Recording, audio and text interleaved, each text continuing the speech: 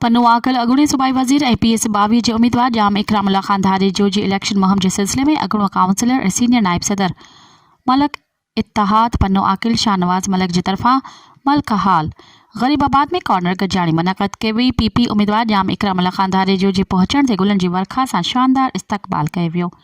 शाहनवाज़ मलक जाम इकरामुल्ला धारी जे सिंध जी सक़ाफ़त पटको पारायो ऐं आयल महिमाननि खे अजरक पिणु पेश कया विया। तक़रीब के PS 22 जे उम्मीदवार जाम इकरामुल्ला ख़ान धारी जो ख़िताब कयो ऐं शाहनवाज़ मलक बिरादरी, सिद्दीकी बिरादरी, मुग़ल बिरादरी ऐं अब्बासी बिरादरी जो शुक्रिया अदा कयो।